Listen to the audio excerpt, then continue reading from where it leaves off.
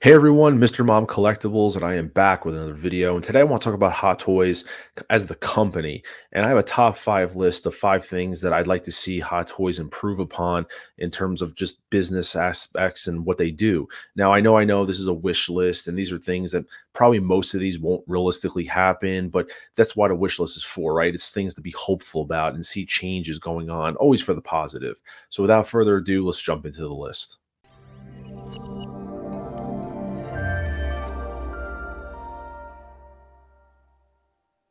All right, guys. So the first one I want to talk about is 2.0s. This is what I hope to continue seeing from Hot Toys. If you're going to make 2.0s of figures that have already been out, make them different and make them worth it for collectors.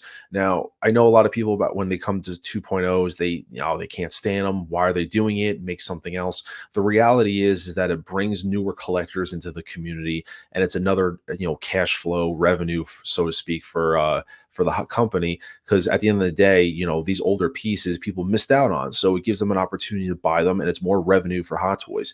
And they're not going anywhere. So as long as they're not going anywhere, I hope they continue the trend like they did here. This is an example I have up, and this is the Ben Affleck, the BVS, and here it is labeled as a 2.0. And there's some figures that they do, like the Batman 89, that even though it's not labeled, people are considering it a 2.0. But in this case, I have the original, and I think there's so many awesome changes to this that even if you have the original, you still might buy this. Ben Affleck head sculpt, a different body, better articulation, a wired cape, all different accessories, a diorama base. I mean, there's just so much here that really, in my opinion, blows the old one away. But it's different, and so the figure like this, it gives collectors that have the original a chance of saying, "Hey, listen, you know what? I'm keeping my original. I don't need it." You also have collectors that are going to pick this up even though they have the original. And then you also open up another avenue of collectors that are making a first time purchase that were not able to buy this figure when it came out. So that being said, Hot Toys, I don't mind you making 2.0s. Just continue to make them different and make them worth it to buy for a lot of different collectors. Because right now you're hitting home runs with these ones, and I just want to see you continue the trend in 2024 and forward. All right, so my next one that I really hope is wishful, and I think a lot of collectors can agree, is the usage of soft goods, and you got to do better. And what do I mean by that? Is the inconsistency of technologies used by Hot Toys. It's pretty obvious. They definitely get stagnant on some things. They put out great products. I mean, head sculpts are fantastic. I think a lot of the times, I really don't think anyone can really argue anything about that. But when it comes to the soft goods, it's 100% questionable. And here's an example of a figure. This is the Artisan Scarlet Witch that went up, and even the regular version, the collector's version, which you can still actually get. But the thing about this is that it's an artisan figure. It's meant to be exclusive. It's a DX. It's something that's sought after. It's a little limited. It's got a $445 price tag before taxes and shipping, which so this figure is pushing almost $500. And it left a lot of people curious. Same thing with the artisan Anakin, which started the conversation, is that what's so special about it? I mean, it has wool rooted hair. It's got a diorama base.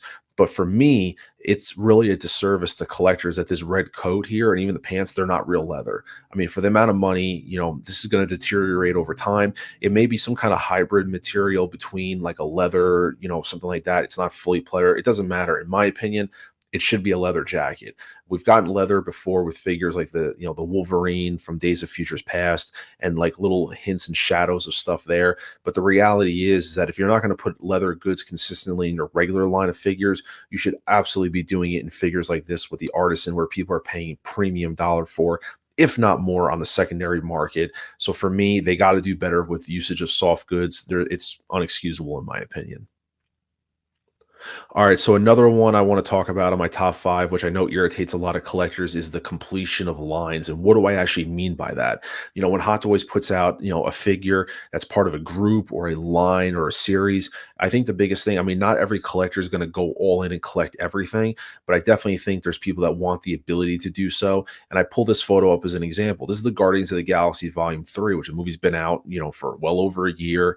And they teased this first photo of the team in the team suits. Now, whether or not you like the suit design, that's irrelevant. That's a secondary conversation. But the fact is, they teased the entire team from the movie, and this is an example of a series of characters that we've gotten inconsistent completion of the lines. Guardians of the Galaxy Volume 1, we got all the figures, and then Volume 2, we were missing Drax, and now here, Volume 3, we were teased all the figures and then ultimately shown full prototypes of everything, but still we are missing Drax and we are actually missing Nebula in the team suits. And so, are they still going to make them? We don't know. We're going into 2024. But then you look at another line, like for example, Ahsoka from the Disney Plus series, and it looks like we're getting literally almost every single main character from that show. Or I think we're at like almost north of 10 figures from that. But like I said, I understand this is a very, you could say it's a naive point of view because there's character licensing, things like that. I get all that. That's why this is a wish list. I hope that, Hot Toys can try to figure out a way to complete more of these lines. Rogue One, we were missing figures way back when, which is a very beloved line for a lot of collectors. So it's not just, the Guardians where you can say, hey, Drax has or Dave Bautista has a licensing issue. They've done it before. They're notorious for not completing lines of figures. Look at the Flash movie. Whether or not you like it or not, we don't have the Dark Flash at the time of making this video. And for me, I think they should release the Dark Flash because then that kind of completes the line of the Flash. Whether you like it or not, it's a completion of something. So Hot Toys is notorious for not completing lines of figures for one reason or another. And that's another one on my wish list that, completion of lines, they have to do better at. So for me, the next one is going to be communication never hurts. And what do I mean by that? Well, it's just that Hot Toys is a really large company. They don't have, marketing spokesmen going on YouTube streams and stuff like that. Sideshow Collectibles as a distributor, they do some networking and social media content. But once again, they don't, they're partners with Hot Toys as a distributor, but it's not Hot Toys. It's not Howard Chan going on YouTube streams and talking about releases or concerns and things like that. So, they're just, it's not what they do. However, they do drop some breadcrumbs once in a while. And this is an example. This was a product update photo that was done back in April 4th of 2023. And I think this was a welcome surprise, welcomed addition for collectors. And it was a surprise. It was just as nice as of an announcement where they were showing us some head sculpt updates from 3 characters. It wasn't necessarily that people were questioning the design of the characters, but we just got a nice, like a refresh. And for me, this is pretty cool. And I kind of hope to see more of this from Hot Toys going forward. I still personally think that one of their bigger communication issues was the DeLorean when people were uncertain about why or how the car was breaking. And Hot Toys kind of left it up to the distributors and the dealers to, basically deal with the customers. And I thought that was pretty bad communication from Hot Toys. They could have at least released something. And I understand, from a company standpoint, you never talk about the bad, you only tout the good. I get that. That's why it's a wish list. For me, though, even if we got more product updates like from figures like this, it'd be awesome. We get some glimpses of it now and then, like Peacemaker. We got some updated photos, Spider-Man 2099.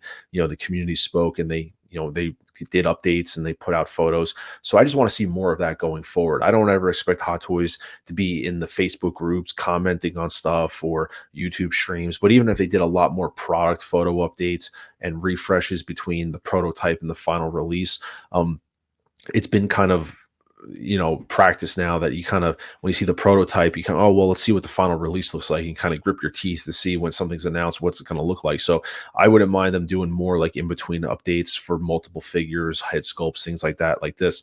So that's where I say communication never hurts. All right, so the final one is going to be basically make me feel like I'm getting my money's worth. What do I mean by that?